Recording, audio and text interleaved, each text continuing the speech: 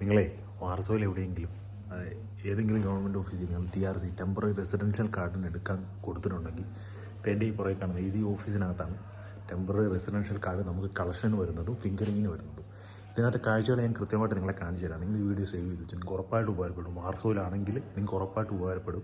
Photo എടുക്കുന്ന എവിടെയാണ്, പൈസ അടയ്ക്കുന്ന എവിടെയാണ്, നിങ്ങൾ ക്യൂ നിന്ന് ഫിംഗറിങ് ചെയ്യേണ്ട എവിടെയാണ്, കാർഡ് കളക്ഷൻ എവിടെയാണ്, ഇതെല്ലാം ഞാൻ കൃത്യമായിട്ട് കാണിക്കാം. നിങ്ങൾക്ക് ഇത് ഉപകാരപ്പെടും. നിങ്ങളെല്ലാവരും സേവ് ചെയ്ത് വെച്ചു. വാർസോയിലെ കറക്റ്റ് ലൊക്കേഷനും കാര്യങ്ങളെല്ലാം ഞാൻ എൻ്റെ കൂടെ ഇട്ടേക്കാം.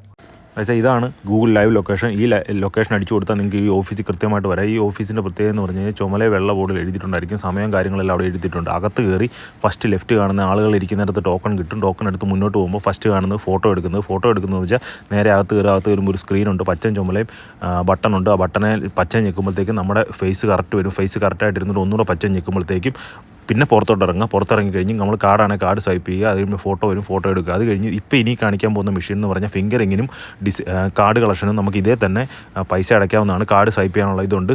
പൊക്കത്ത് ഇംഗ്ലീഷ് ആക്കുക. നമുക്ക് സുഖമായിട്ട് പൈസ അടയ്ക്കാവുന്നതുള്ളൂ. അത് കഴിഞ്ഞ് വരുമ്പോഴത്തേക്കും 14 നമ്പർ സെക്ഷനിലാണ് നമ്മൾ ഫിംഗറിങ്ങിന് വരുന്നത്. ഇതുണ്ടോ, ഇതുപോലെ ടോക്കൺ കാണിക്കും. TVയിലും ടോക്കൺ കാണിക്കും. നമ്മുടെ ടോക്കൺ ആകുമ്പോൾ അകത്ത് കയറുക, നമ്മുടെ ഡോക്യുമെൻ്റ് എല്ലാം കൊടുക്കുക.